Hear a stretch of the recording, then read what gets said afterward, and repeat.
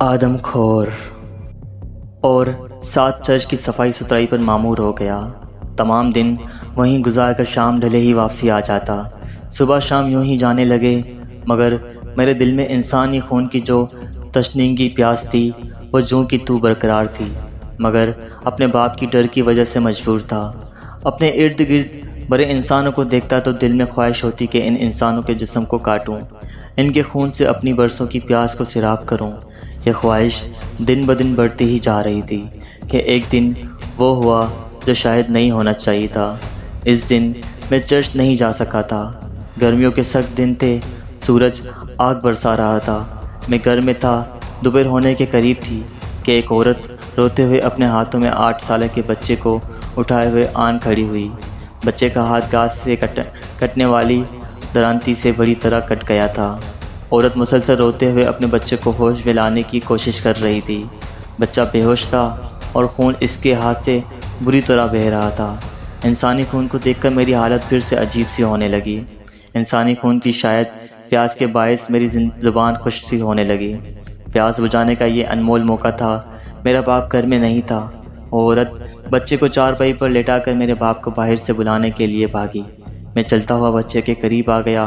میں پہلے گرتا گارا حلال لال خون جس کو دیکھ کر بدن میں عجیب سی سرشاری بے قراری جاگ اٹھتی تھی۔ عورت کے جلد آنے کا امکان نہیں تھا۔ بچہ ہنوز بے ہوش تھا۔ بے تابی سے میں نے بنا کوئی آس پاس خیال کیے اس کے زخم پر منہ رکھا اور خون چوسنے لگا۔ خون منہ میں جاتے ہی بدن میں انوکھی لذت کا احساس ہوا۔ دل کرا رہا تھا کہ اس بچے کا سارا خون پی جاؤں۔ برا تب ہوا جب وہ عورت میرے باپ کو لیے وہاں اچانک ہی آن پہنچی۔ ان دونوں کے لیے یہ منظر بڑا ہی جان لیوا تھا کہ میں انسان کا خون پی رہا تھا۔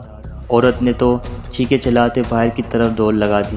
میرے باپ کو چند منٹ کو سکتا سا ہو گیا، پھر اس نے آؤ دیکھا نہ داؤ اپنی چھری سے میرا درک بنا دی۔ وہ خود مجھے مارتے مارتے تھک گیا تھا۔ میری ماں شدید گھبرائی پریشان تھی۔ اسے شاید خبر نہ تھی کہ میں مرغی کا کچا گوشت کھانے والا اس کا بیٹا انسانی خون بھی پینے لگ جائے گا۔ مارنے کے بعد شدید غصے کی حالت میں ابا نے مجھے جانوروں کے بھوسے والے کمرے میں بند کر دیا۔ پورے گاؤں میں یہ بات جنگل کی آگ کی طرح پھیل گئی کہ حکیم سردار کا اکلوتا بیٹا پیشی پاگل ہو گیا ہے، جانور بن چکا ہے۔ وہ 2 دن تک میں بھوکا پیاسا بھوسے والے کمرے میں بند پڑا رہا۔ میرے باپ نے مجھے کھانے کے لیے کوئی بھی چیز دینے سے سختی سے منع کیا ہوا تھا۔ میری ماں بھی مجبور تھی، میرے باپ کے آگے نہیں بول سکتی تھی۔ نہ جانے اور کتنے دن میرا باپ یوں ہی مجھ سے بھوسے والے کمرے میں بند رکھتا کہ آخرکار انواری کو اس بات کی خبر ہوئی تو وہ دوڑی میرے گھر آئی۔ انواری میری ہونے والی منگیتر تھی، مجھ سے بہت محبت کرتی تھی۔ اس نے کسی طرح میرے باپ کو راضی کر کے بھوسے والے کمرے کی چابی لی اور کھانا ساتھ لیے میرے پاس آ گئی۔ وہ مجھ سے بہت ناراض تھی۔ یہ کیا حرکتیں کرنے لگا ہے؟ چنگا بھلا تھا، پاگل ہو گیا ہے۔ تجھے پتہ ہے سارے گاؤں والے تیرے متعلق کیا کیا باتیں کر رہے ہیں؟ مجھے بھی تجھ سے ڈر لگنے لگا ہے جب سے تیرے بارے میں یہ خبر سنی ہے۔ پتہ نہیں انواری مجھے کیا ہو گیا تھا، مجھے خود پتہ نہیں، پر تیری قسم اب ایسی حرکت کبھی نہیں کروں گا۔ تو بس ابا سے بات کر کے مجھے اس جہنم سے نکال۔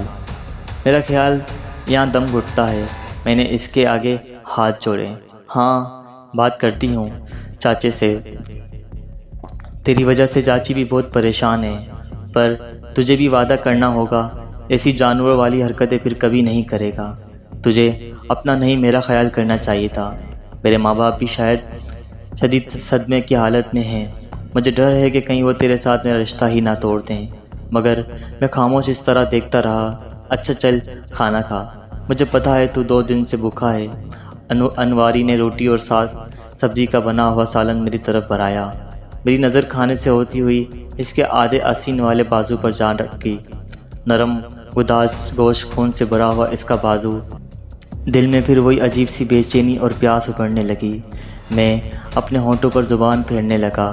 انواری بنا اس بات کا دھیان کیے اپنی ہی باتوں میں مگن تھی، مگر میری نگاہ اس کے گداز بازو اور پر جو ٹکی تو پھر ہٹنے کا نام نہیں لے رہی تھی۔ اندر کی بھوک جاگ اٹھی تھی، آنکھوں میں خون کا خمار سا چڑھنے لگا۔ میں نے بنا کچھ اور جانے جلدی سے اس کا بازو پکڑا اور سختی سے اپنے دانت اس کے بازو کے گوشت میں کر دیے۔ انواری کے منہ سے دل خراش چیخ نکلی، درد اور خوف کے مارے کانپنے لگی اور اپنے آپ کو چھڑانے کی کوشش کرنے لگی۔ اس کی چیخیں بلند سے بلند ہوتی جا رہی تھی۔ میں نے اپنے دانتوں کی سخت پکڑ سے اس کا بازو کو گوشت تک ادھیر دیا۔ اس نے بڑی مشکل سے اپنے آپ کو مجھ سے چھڑایا اور تیزی سے باہر کی طرف بھاگی۔ مجھے بخوبی اندازہ تھا کہ اب میرے باپ اور میری اس درنگی سے مجھے زندہ نہیں چھوڑے گا، مجھے جان سے مارے گا۔ وہ مجھے پہلے ہی دھمکی دے چکا تھا۔ باپ کے آنے سے پہلے ہی میں تیزی سے وہاں سے بھاگا۔ میں بھاگتا چلا گیا، نہ جانے کتنی دور کے گاؤں بھی پیچھے چھوٹ گیا تھا۔ شام سے رات ہو گئی مگر میں بھاگتا ہی رہا کہ بھاگتے بھاگتے کسی شے سے اتنی زور سے ٹکرا کر اوندھے منہ زمین پر جا گرا۔ سر پر چوٹ لگی اور میں بے ہوشی کی وادی سے دور چلا گیا۔ سورج کی تیز جلاؤ دینے والی تپش سے میری آنکھ کھلی۔ میں نے ارد گرد دیکھا کہ میں ہوں کہاں، پر انکشاف ہوا کہ میں کسی جنگل میں ہوں، بہت بڑے گھنے سنسان جنگل میں، جہاں میرے علاوہ دوسرے کسی انسان کا نام و نشان تک نہ تھا۔ بھوک سے مارا برا حال تھا۔ میں ایسے ہی جنگل میں گھومتا رہا مگر کھانے کو کوئی شے بھی نہ ملی۔ ایک دن ایسے ہی مزید گزر گیا پر میں جنگل میں ہی ڈیرا ڈال کر بیٹھ گیا۔ جاتا تو آخر کہاں جاتا؟ اپنے گاؤں کو کیا کسی بھی گاؤں جانے سے پہلے ڈرتا تھا کہ کہیں کوئی میرے باپ کو میری اطلاع نہ دے ڈالے۔ اس شام میں نے جنگل کی ایک کچی سڑک پر جنگل سے ہو کر گزرتی تھی، اس پر 3 عورتوں کو آتے ہوئے دیکھا۔ ان کے ساتھ چھوٹا سا لڑکا بھی تھا۔ عورتیں چلتی ہوئی آپس میں باتوں میں مگن تھی۔ وہ لڑکا سڑک پر ادھر ادھر بھاگتا رہا تھا کہ بے دھیانی میں اس کچی سڑک کے پاس بڑے سے پانی سے بھرے ہوئے گڑھے میں جا گرا۔ باتوں میں مشغول عورتیں کو کافی دور جا کر احساس ہوا کہ ان کے ساتھ لڑکا نہیں ہے۔ وہ واپسی لڑکے کو ڈھونڈنے کے لیے نکلی، دوڑی کہ ان میں ایک کی نگاہ گڑھے پر جا پڑی، لیکن کافی دیر ہو چکی تھی۔ لڑکا گندے پانی میں ڈوب کر جان دے چکا تھا۔ وہ عورتیں روتی پیٹتی واپسی مر گئیں۔ لاش کو دیکھ کر ہی مجھے بھوک کا احساس مزید ہونے لگا۔ میں نے جلدی سے اور بڑی مشکل سے گڑھے میں سے اس لڑکے کی لاش نکالی۔ مجھے ڈر تھا کہ وہ عورتیں اور بندوں کو لے کر یہاں دوبارہ نہ پہنچیں۔ لڑکے کی لاش اٹھائیں تیزی سے بھاگتا ہوا گھنے جنگل کی طرف آ گیا۔ میری شلوار میں تیز دار چاقو پہلے ہی آرا سا تھا۔ اس چاقو کی تیز دار سے میں نے اس کی گردن کاٹ ڈالی۔ گردن سے خون جاری ہوا تو میں نے کٹاکٹ خون پینے لگا۔ چاقو میں سے اس کا سینہ چاک کر ڈالا، دل اتریاں سب باہر نکل آئے۔ چاقو سے گوشت کا چھوٹے چھوٹے ٹکڑے کر کے پاس ہی خشک پتے اکٹھے کیے اور پھر 2 پتھروں کی مدد سے آگ جلا کر ان ٹکڑوں کو بھون کر کھایا۔ ساری بھوک پل بھر میں فنا ہو گئی تھی۔ احتیاط سے کام لیتے ہوئے باقی مانندہ لاش کو میں نے ویسے گڑھے کھود کر دفن کر دیا۔ رہنے کا مسئلہ ہنوز تھا۔ جنگل میں گھومتے پھرتے ہوئے یہ قلعہ نما عمارت نظر آئی تو رہنے کا مسئلہ بھی حل ہو گیا۔ 1 ہفتے کے بعد ہی پھر میری بھوک جاگ اٹھی۔ سہ پہر کو میں اس کھنڈر سے باہر نکلا تو جنگل میں گھومتے ہوئے شمائی قسمت اس کچی سڑک پر ایک بوڑھے آدمی اور ایک جوان لڑکی کو آتے ہوئے دیکھا۔ میں نے وہیں کھڑے ہوئے اندازہ لگایا کہ یہ جنگل میں کچی سڑک ایک راستہ ہے جو کافی گاؤں کو یہاں سے ملاتا ہے۔ شکار لازماً یہاں سے گزرتا تھا، بس مجھے گھاٹ لگائے صحیح موقع کا انتظار کرنا تھا۔ شکار رات کو خود چل کر میرے پاس آ رہا تھا۔ میں درخت کی اونٹ لے کر چھپ کر کھڑا ہو گیا۔ جب وہ بوڑھا آدمی اور وہ لڑکی میرے پاس سے گزرے تو میں اچانک ان کے سامنے آ گیا۔ میری گندگی حالت اور میرے کپڑوں پر خون کو دیکھ کر وہ دونوں شدید ڈر گئے۔ پہلے تو وہ کچھ نہ سمجھے۔ میں ان کو ڈرانے کے لیے زور زور سے چلانے لگا تو وہ حواس بھاگتا ہو کر واپس پیچھے کی طرف بھاگے۔ وہ بوڑھا کہاں بھاگ سکتا تھا۔ تھوڑی دور جا کر بڑی طرح سے ہانپنے لگا اور زمین پر جا گرا۔ لڑکی کو میں نے جا لیا اور شدید گھبرائی ہوئی تھی اور زور زور سے چلانے لگی تھی۔ میں نے زوردار تھپڑ اس کے منہ پر دے مارا۔ وہ زمین پر جا گری۔ وہ برابر چیخ رہی تھی۔ میں نے زمین پر ایک وزنی پتھر اٹھا کر اس کے سر پر دے مارا۔ اس لڑکی سے منہ سے ہولناک چیخ نکلی اور تڑپ کر ساکت ہو گئی۔ اس کا سر پھٹ گیا تھا، بیجا باہر نکل آیا تھا۔ مجھے پتہ چل گیا کہ وہ کچی سڑک آنے جانے کا راستہ ہے، کوئی بندہ بھی عین موقع پر یہاں نہیں پہنچ سکتا۔ مگر میں نے بنا کوئی دیر کیے لڑکی کو بالوں سے گھسیٹتے ہوئے اس بوڑھے کے پاس آیا، دیکھا تو بوڑھا بھی دم توڑ چکا تھا، شاید وہ لڑکی کی عبرتناک موت برداشت نہیں کر پاتا۔ بوڑھے کو بھی ساتھ کھینچتے ہوئے اس کھنڈر تک لے آیا۔ بوڑھے کو پرانی رسی سے باندھ کر اس برگد کی مضبوط شاخ پر لٹکا دیا۔ بوڑھے کی گردن چاقو کے ایک وار سے کاٹ ڈالی۔ شیرک کاٹتے ہی خون بہنے لگا تو وہ پڑے ہوئے ایک مٹی کے گڑھے کے نیچے رکھ دیا۔ خون اس میں جمع ہونے لگا۔ لڑکی کی بھی گردن کاٹ کے علیحدہ کی۔ بہتے خون کو جی بھر کر پی کر اس کے جسم کو کھال اتارنے لگ گیا۔ جسم کے تمام حصوں کے علیحدہ کر دیا تھا۔ اس طرح جنگل میں آئے کتنے ہی سال گزر گئے۔ ہر 5ویں 7ویں دن اس طرح شکار کرتا اور اس طرح اذیت دے کر ان سب کو مار کر ان سب کا خون اور گوشت سے لطف اندوز ہوتا۔ مگر آہستہ آہستہ مجھے شکار ملنا بند ہو گیا۔ لوگ جیسے تیزی سے غائب ہو رہے ہیں۔ سبھی گاؤں والوں کو اس بات کا اندازہ تو ہونے ہی لگا تھا کہ جنگل میں ضرور کوئی مسئلہ ہے۔ پھر گاؤں کے لوگ قدرے وہمی بھی تھے۔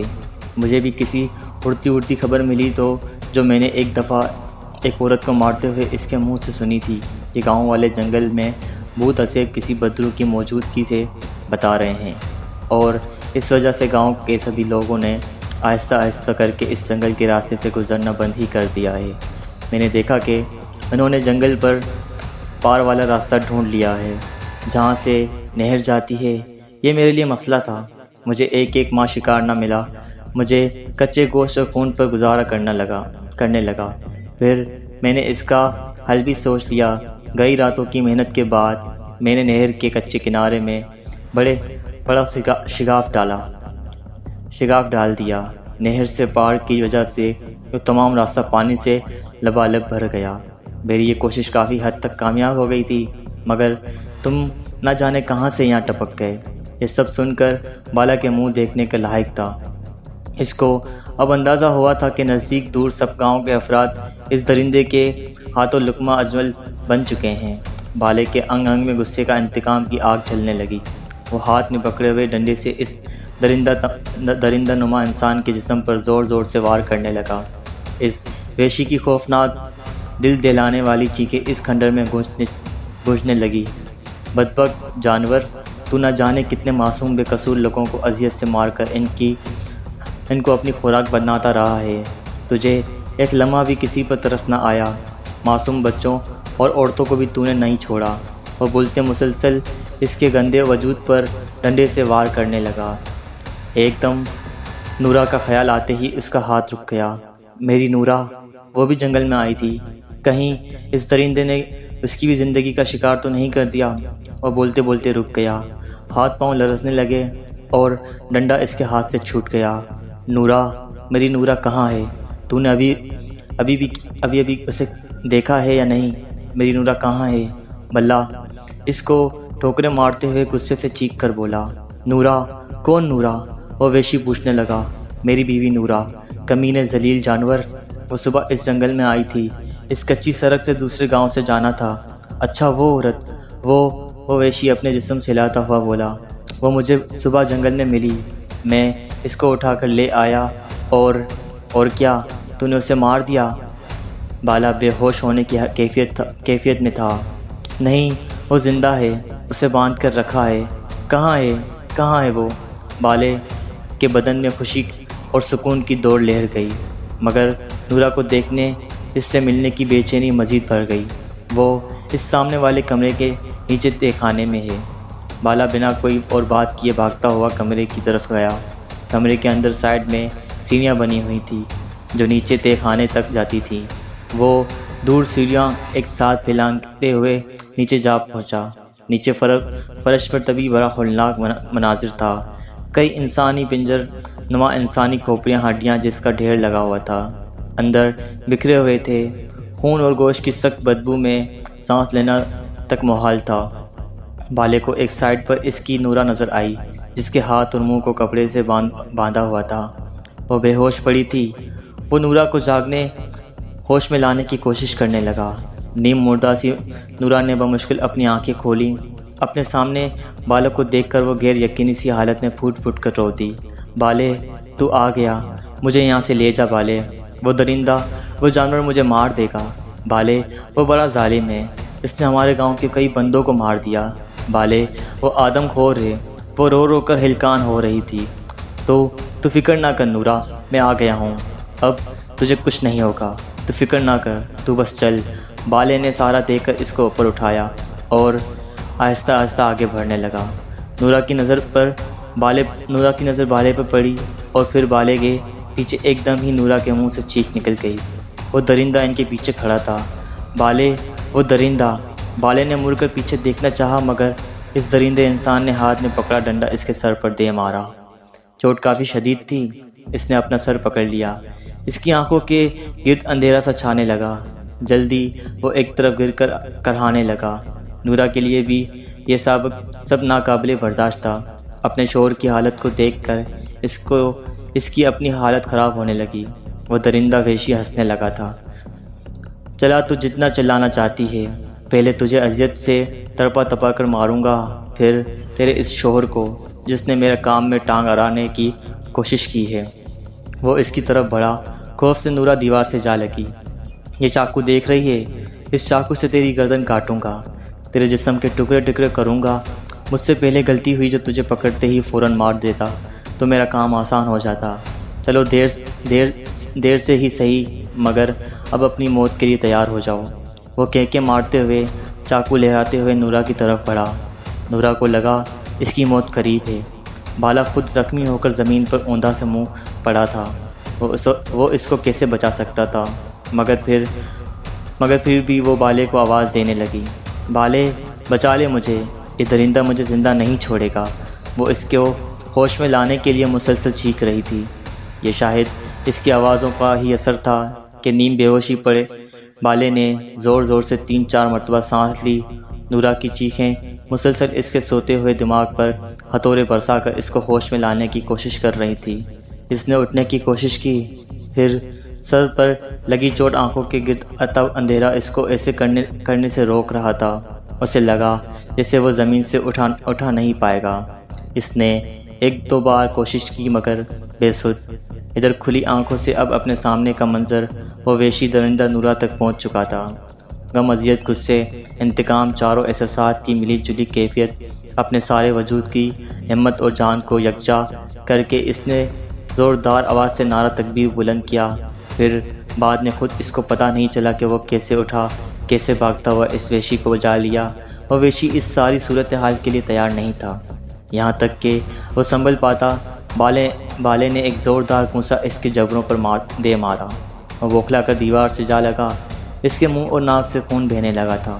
بالے نے پھر اس کو اٹھنے کی مہلت نہ دی۔ اپنے پاؤں کی ٹھوکروں سے اس کی کریا گندی شکل کو مزید نقشہ بگاڑ دیا۔ خون اس کے منہ سے پھل پھل کر بہنے لگا۔ اس کے سارے دانت ٹوٹ چکے تھے۔ وہ کسی ذبح کیے ہوئے بھینسے کی طرح ڈکارنے لگا، مگر بالے کو اس پر ذرا برابر ترس نہ آیا۔ وہ درندہ تکلیف درد سے مسلسل چیخ رہا تھا، بالے، مار اسے اور مار اسے، یہ کسی کتے کی طرح بھونک بھونک کر مر جائے۔ نورا نے اس وحشی کے منہ پر تھوک دیا۔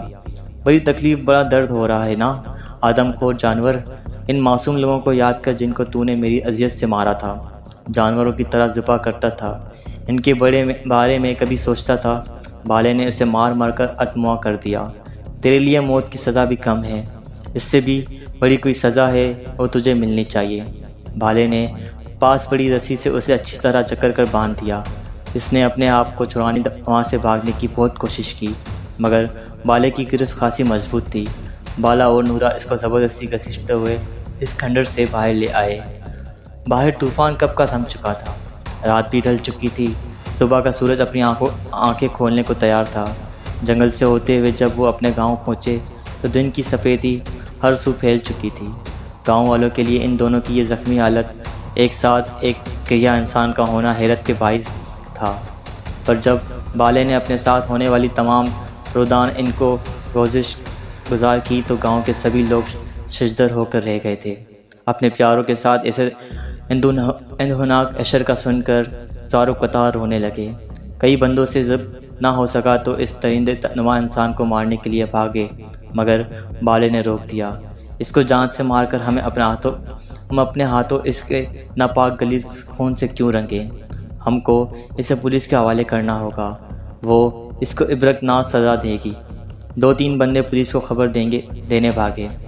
جلدی وہاں پولیس آن پہنچی۔ ساری صورتحال پتہ چلنے جانے کے بعد پولیس انسپکٹر نے بالے کو گلے لگا لیا۔